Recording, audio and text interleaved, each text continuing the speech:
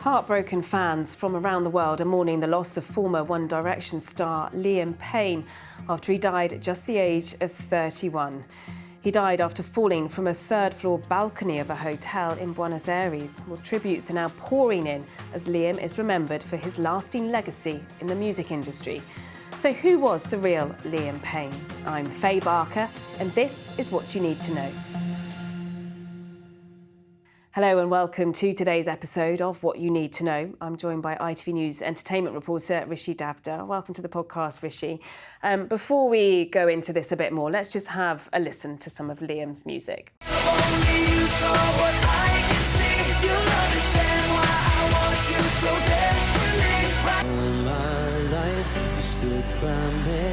No one else was ever behind me. All these lights, they can't blind me. With your love, nobody can drag me down. You know I love it when the music's loud, but come on, strip that down for me, baby. Now there's a lot of people in the crowd, but only you can dance to me. So put your hands on my body and swing that crown for me. Rishi, this is such sad news, isn't it?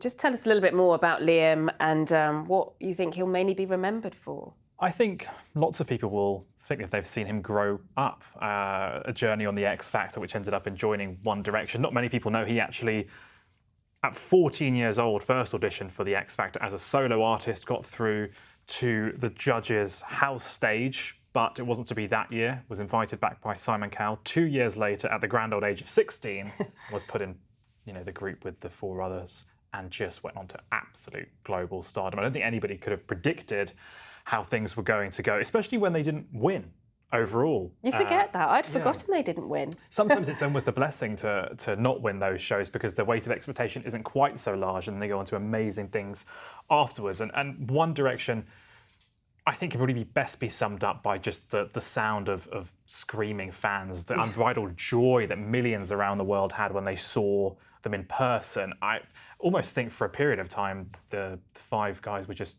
travelling the world from hotel room to venue and bed, peering out the window and probably couldn't believe what had happened. Liam was born in Wolverhampton and always kept that accent as well. Yeah. There was always that slight twang, even when he went over to America, which I think people really identified with. And there was almost an element of relatability to Liam. It was a tough time for him. There was obviously huge successes, but he's spoken very openly about it being quite difficult as well and having issues with alcohol and substance abuse and mental health issues, which I think potentially are not to be unexpected when it comes to having the limelight thrust upon you at such a young age. They did 5 albums, 4 world tours, 20 million albums sold. That's going to be a grueling experience for anybody. And I think Liam will be remembered as, a member of this band which provided so much joy for so many, but someone who then went on to be a solo artist where they experienced, a level of success as well. Everybody's kind of gone on to do their own thing, but there was this element of something going on behind the scenes, away from the cameras, that he was struggling and he was going through issues, and he would keep fans updated with his rehab paths and journeys towards sobriety, but there was always this core following that he had. Fans who loved him since he first appeared, fresh face with spiky hair on. I think it was across the front of his face when he first appeared on X Factor. And so although he went through some troubles, there was still this kind of almost nostalgia that was associated with them. And you can see that from the outpouring of love from people who are 10, 11, 12, right the way up to mums, dads, grandparents who remember buying tickets to One Direction for their family members. So it is a sad loss for sure, and I think will leave an impact on not just the music industry and popular culture as a whole, but I think we've lost somebody who was almost instantly recognisable. Yeah, indeed. When the news came out about his death, there was a very distressing 911 emergency call made by the hotel Liam Payne was staying in. What more do we know about that and what may have actually happened? Yeah, so obviously with things happening in Argentina, information comes out at a different speed. Lots of things came out very quickly, and I think we now might get to a space where things slow down over the next day or so. But the 911 call, or the police operator call, was released, and the hotel manager, upon requesting help, said, "We have a guest drunk with drugs and alcohol. He's breaking everything in the room," later saying you need to send somebody with urgency because I don't know if the guest's life is in danger because he's in a room with a balcony and we're afraid he could do something that threatens life. So there was clearly concern.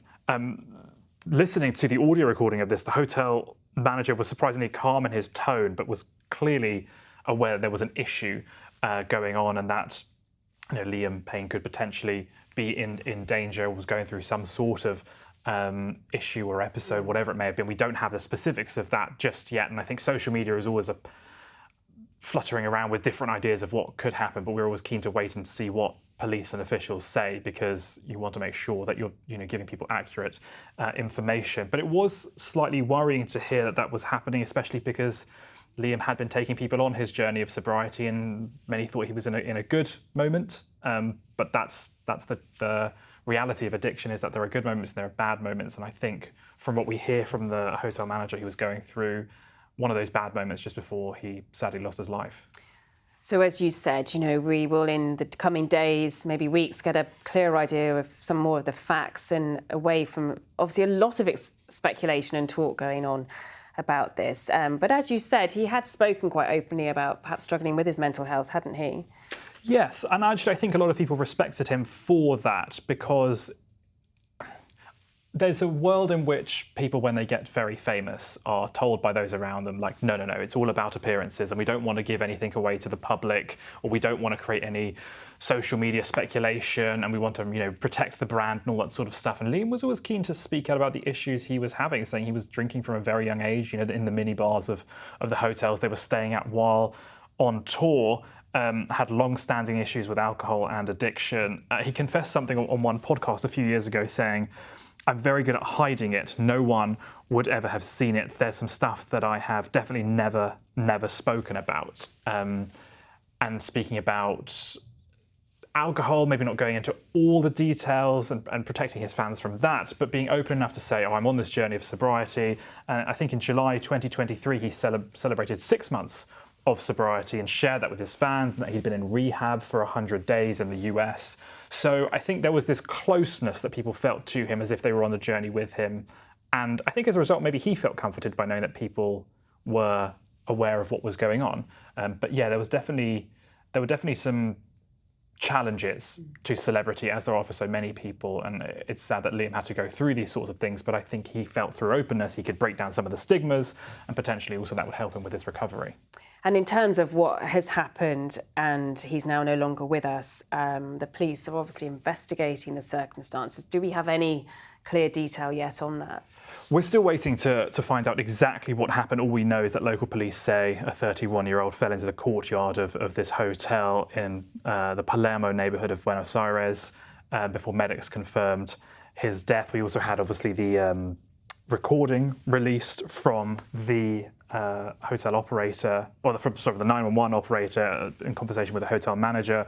We understand that his body was removed from the hotel in the hours following, about 3 hours afterwards, and that work is ongoing to see what will happen next in terms of the body coming home, potential funeral arrangements, whether it's a post-mortem. These are all things that will come out in the next few hours. The one thing we did see a lot of was fans paying tribute outside, singing One Direction songs, stood outside the hotel and planting lit candles down the floor and leaving flowers as well, and genuine tears. And I think it's rare that when a celebrity passes, you see not just one or two people crying, but lots.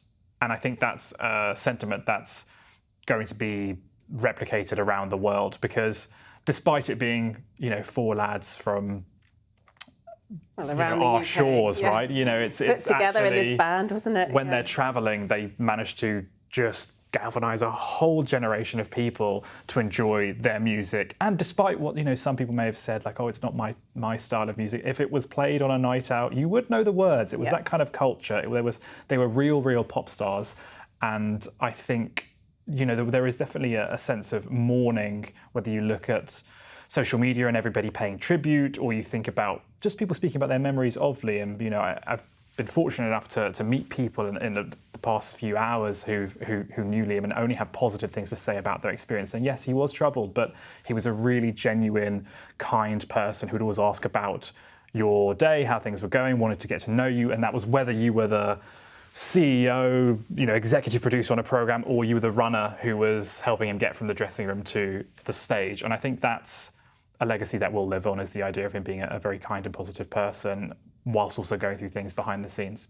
I mean, all of this that we're talking about, you do just feel this huge sadness, really. It's so sad, only 31 years old.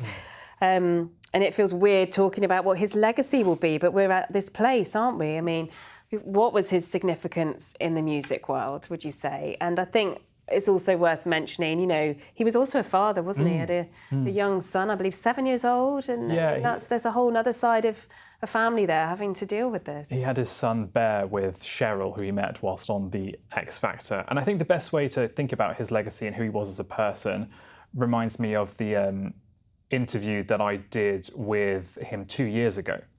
And he was doing a special kind of training session for school children ahead of Soccer Aid, and it was Liam Payne and Mo Farah together. And the kids were excited, but the smile on Liam's face the whole time was just, it kind of lifted everybody's spirits. And I remember speaking to him, and he said, I'm not that good at football, but I don't mind, showing off my mediocre skills. And he was doing penalties with the kids and taking so many photographs. And there was never like, I'm tired of doing that. No, it wasn't that. It wasn't that at all. I think you got to see a little bit who he was as a person, away from the flashing lights and being on stage. He seemed very genuine, fun-loving, big personality. That was really, really obvious to me. And also the way he spoke about his son, Bear, and what he enjoyed doing, spending time with him, the idea of him Bear watching him play football as part of Soccer Aid. And I think that's one thing that will really stick with people, is the idea that he was a father.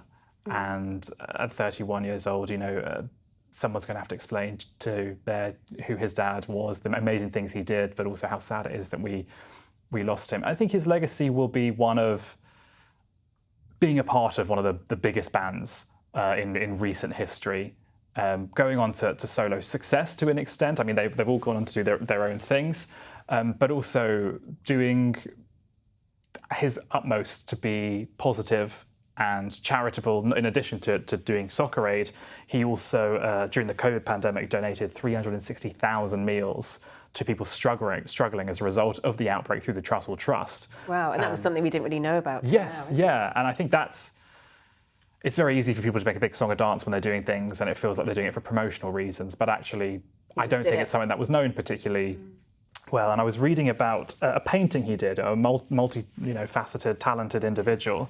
He did a painting of the band when they were together, and it was put on T-shirts, and those were sold for profit to go towards a humanitarian aid organisation. So he always wanted to do things for a good cause and keep an eye on things that were close to his heart, as well as being, this part of this musical powerhouse that will have their songs played on the radio for years and years to come. And I think that's quite a nice thing about the situation, is obviously you never want to lose somebody, but actually when they have a body of work, they tend to live on, and they live on in people's cars, on their radios, on their playlists, wherever it might be.